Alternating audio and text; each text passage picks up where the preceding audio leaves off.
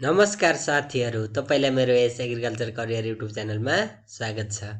आज मैले agriculture development strategy एडिएस अथवा दीर्घकालीन कृषि रणनीतिबारे संक्षिप्त जानकारी लिएर तपाईँहरू सामु उपस्थित भएको छु।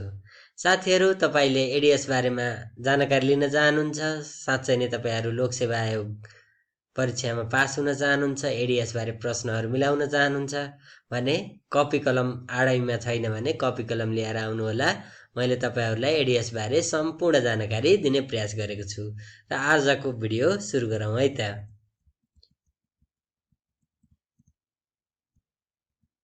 आधार वर्ष एडिएस को आधार वर्ष कतिले मानिएको थियो? एडिएस को आधार वर्ष सन् 2010। आधार वर्ष भन्नु भने सन् 2010। त्यसैगरी सञ्चालन अवधि एडिएस को सञ्चालन अवधि कहिलेदेखि कहिलेसम्म भएको थियो भन्दाखेरि 20 वर्षको लागि सन् 2015 देखि सुरु भई सन् 2025 सम्म 35 सम्ममा यसको अन्त्य हुनेछ। सन् 2015 देखि सन् 2025 साल अथवा विक्रम सम्वत 2072 सालदेखि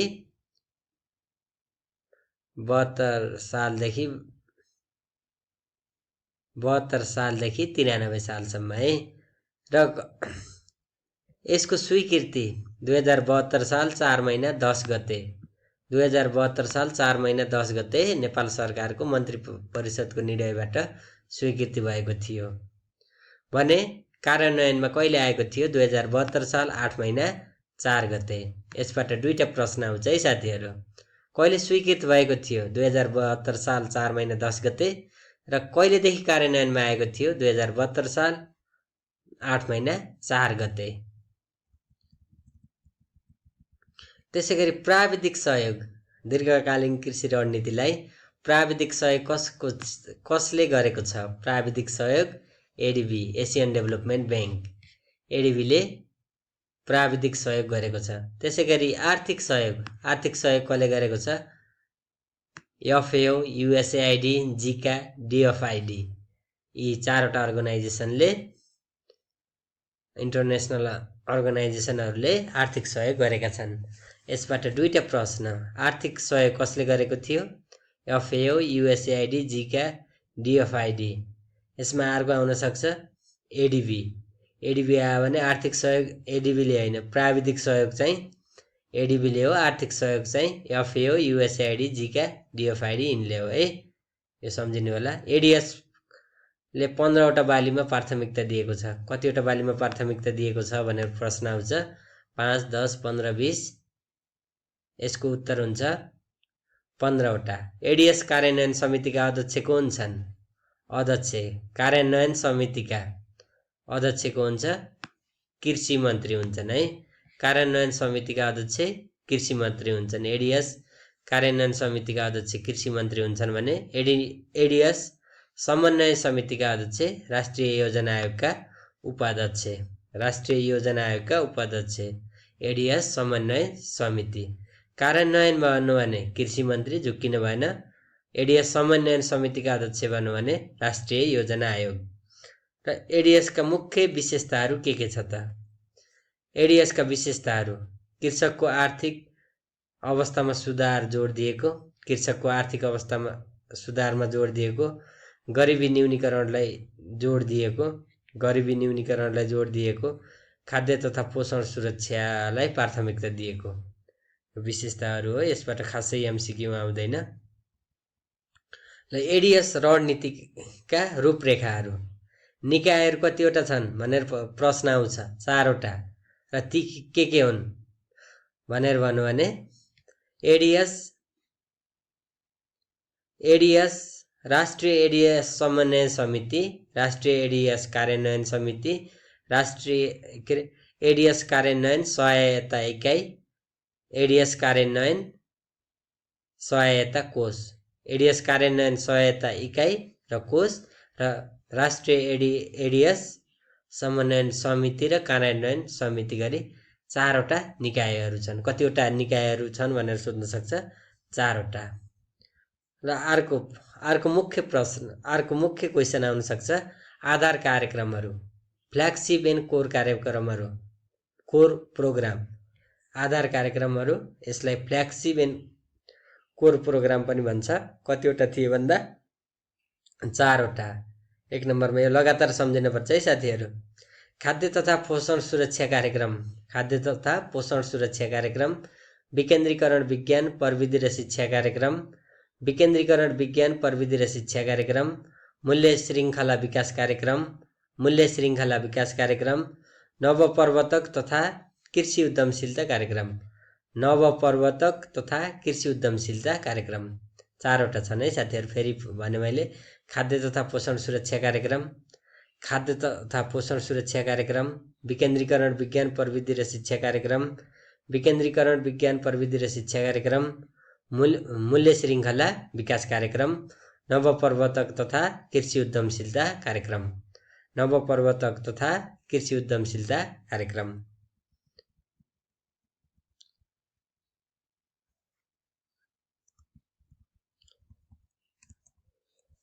लिडिङ स्टेक होल्डर, मुख्य सरोकारवालाहरू कतिवटा छन्? 4वटा।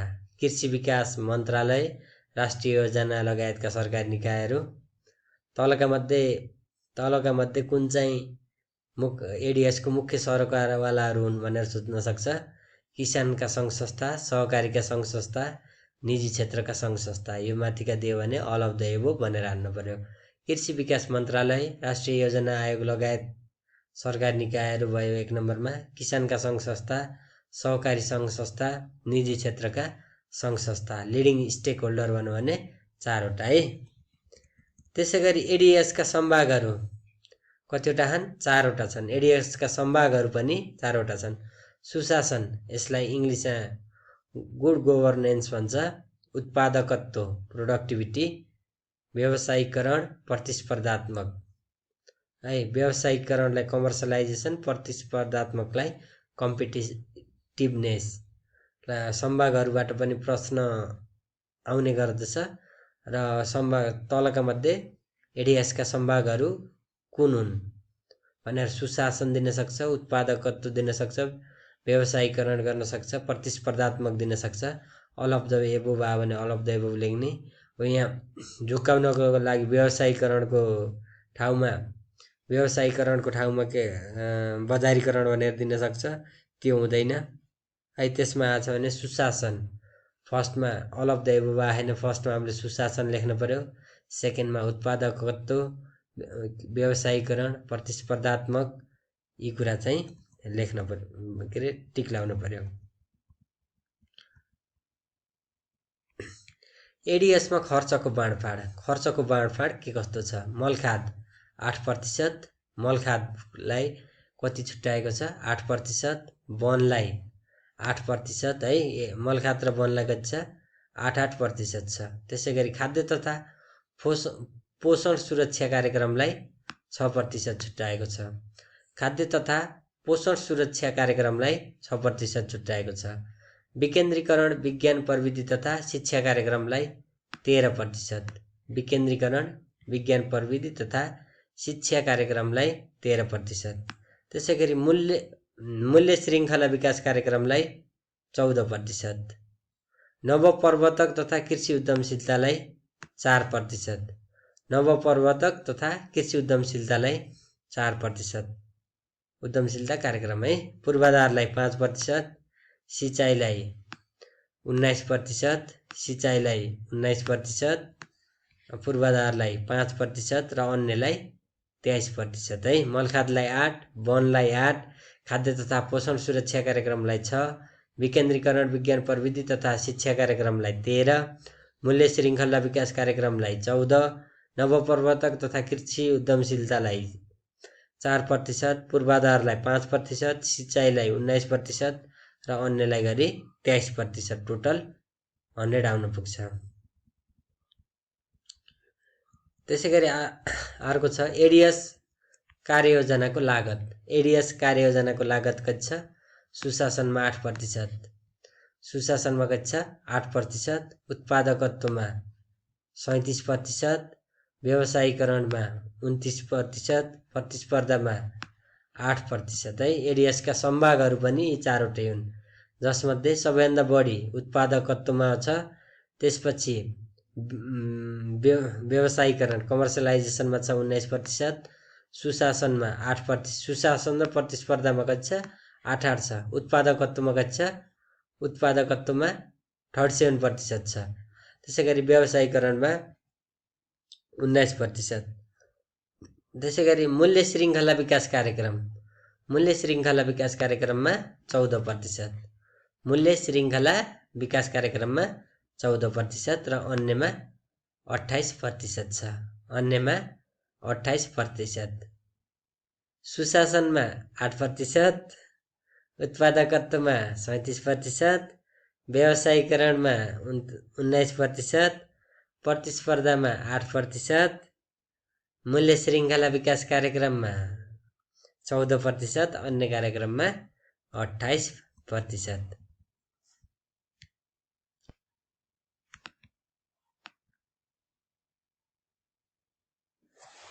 Indicator and target of ADS, एडिएसका इन्डिकेटर र टार्गेटहरू है। द डिभिजन अफ हाइपोथेसिस अथवा परिकल्पनाका सम्भागहरू, इन्डिकेटर, स्ट्याटस 2015 को स्ट्याटस के कस्तो थियो, 5 सर्ट टर्म लक्ष्य 5 वर्षको लक्ष्य कस्तो छ, मिडियम टर्म लक्ष्य 10 वर्षको छ र लङ टर्म गोल दीर्घकालीन लक्ष्य चाहिँ 20 वर्षको। त्यसै गरी सेल्फ रियलायन्स, आत्मनिर्भर, सेल्फ रियलायन्स इन फुड ग्रेन, खाद्यान्न बालीमा आत्मनिर्भर।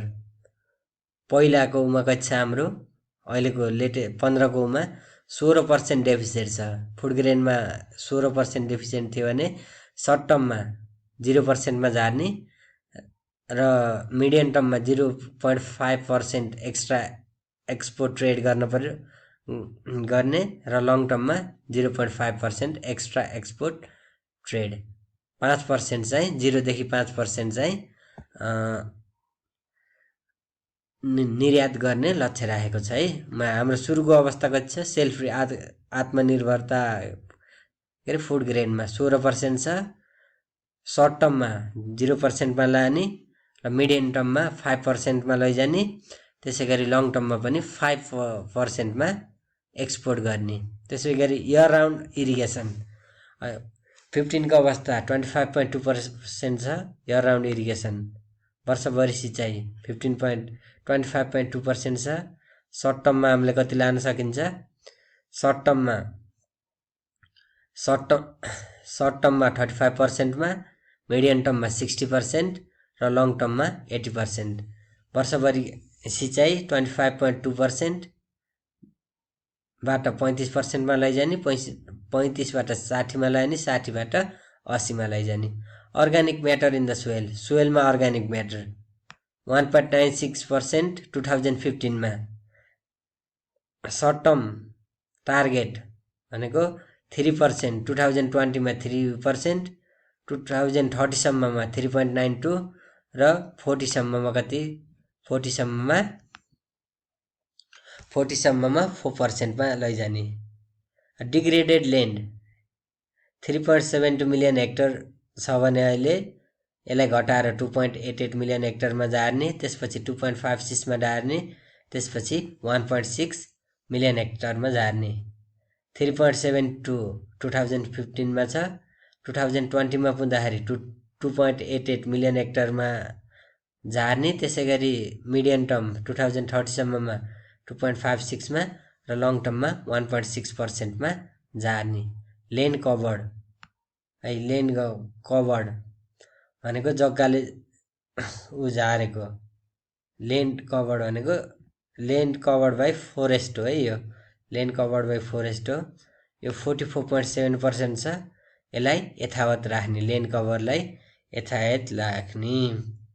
Lend productivity per hectare of agriculture, land productivity per hectare of agriculture 3.78 American dollar, 41.84 American dollar, 5339 अमेरिकी डलर, 8697 अमेरिकी डलर है। 3278, 4184, $8,697 अमेरिकी dollar. Land productivity per hectare of land कति पुर्याउने लक्ष्य छ त? ल्यान्ड प्रोडक्टिभिटी जमिनको उत्पादकत्व 3,278 अमेरिकी डलर 2015 छ र यसलाई 2020 भित्र सर्ट टर्म गोल भनेको 4,184 अमेरिकी डलर पुर्याउने र लङ टर्म गोल र मिडियम टर्म गोल भनेको 5,339 अमेरिकी डलर र लङ टर्म गोल भनेको 8,697 अमेरिकी dollar. Contribution of agro business to GDP agri business ने कृषि व्यवसायले जीडीपीमा कति योगदान पुर्याउने? 2015 को अवस्था 8% छ, 2020 मा 9%, 2030 भित्र 11% र 2035 भित्र 16% पुर्याउने लक्ष्य राखिएको छ है। Contribution of agro business to GDP agro बिजनेसले जीडीपीमा कन्ट्रिब्युसन 2015 को डेटा 8% छ, 2020 मा 9%, 2030 मा 11% र 2035 मा 16%।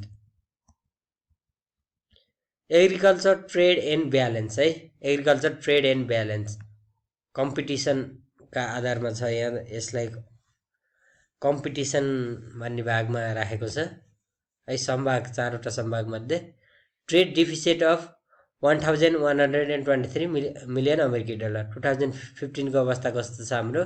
1,123 अमेरिकी डलर। 2020 भित्र कति पुर्याउने लक्ष्य राखिएको छ? 2020 भित्र ट्रेड डिफिसिट 1,073 मिलियन अमेरिकी डलर है, 1,073 मिलियन अमेरिकी डलर। त्यसै गरी 2030 भित्र 882 मिलियन अमेरिकी डलर, 2035 भित्र 508 मिलियन अमेरिकी डलर, 2035 भित्र 508 अमेरिकी डलर।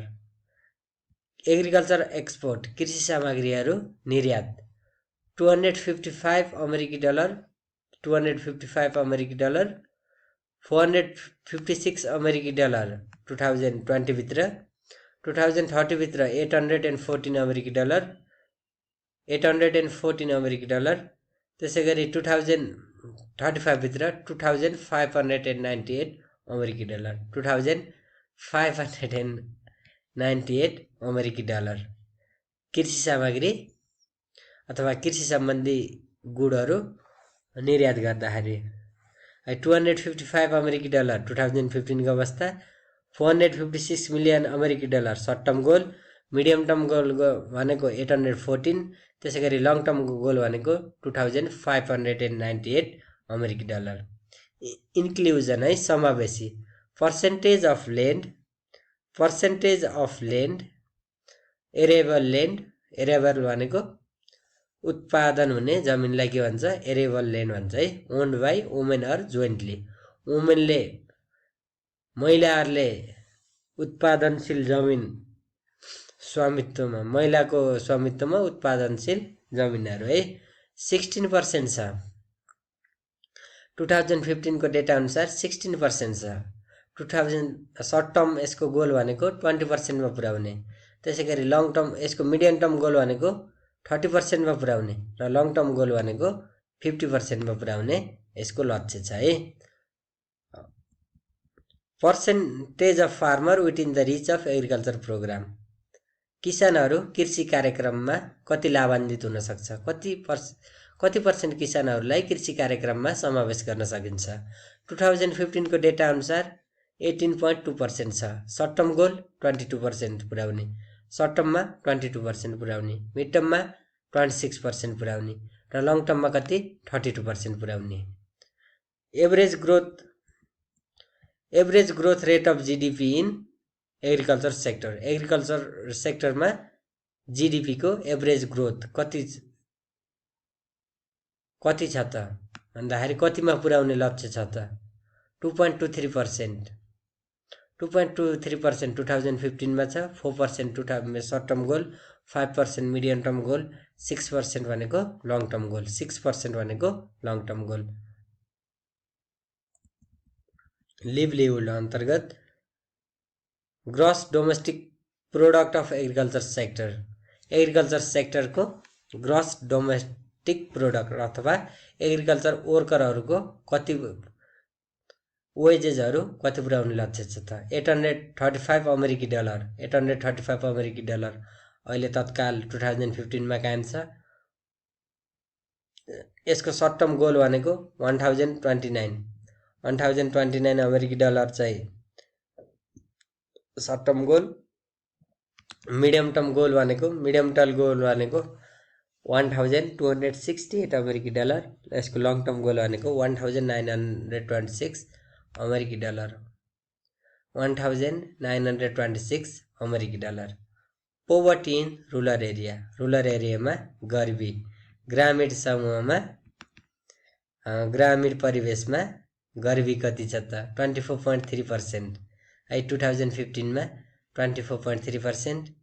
2000 सर्ट टर्म गोल भनेको 2020 भित्र 19%, मिडियम टर्म गोल भनेको 2030 भित्र 15%, त्यसैगरी लङ टर्म गोल भनेको 9%।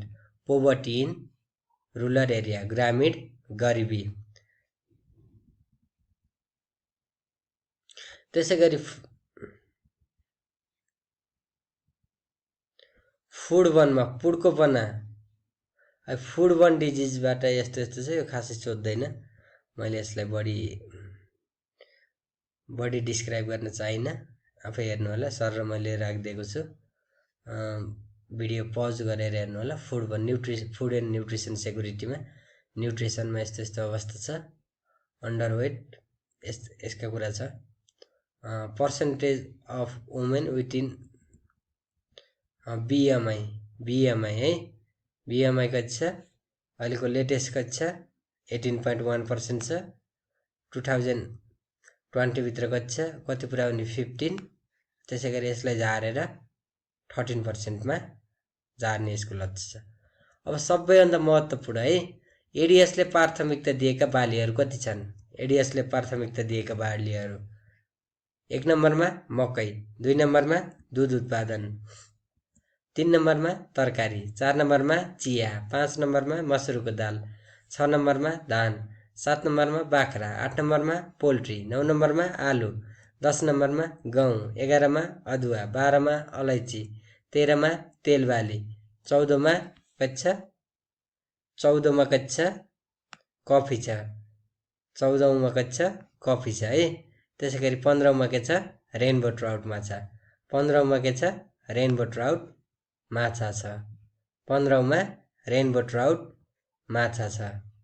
1 नम्बरमा मकै, 2 नम्बरमा दुध उत्पादन, 2 नम्बरमा दुध उत्पादन, 3 नम्बरमा तरकारी, 4 नम्बरमा चिया, 5 नम्बरमा मसुरको दाल, 6 नम्बरमा धान, 7 नम्बरमा बाख्रा, 8 नम्बरमा पोल्ट्री, 9 नम्बरमा आलु, 10 नम्बरमा गहुँ, अदुवा 11 नम्बरमा, अलैँची 12 नम्बरमा, तेल 13 नम्बरमा, कफी 14 नम्बरमा, रेनबो ट्राउट माछा 15 नम्बरमा, रेनबो ट्राउट माछा 15 नम्बरमा।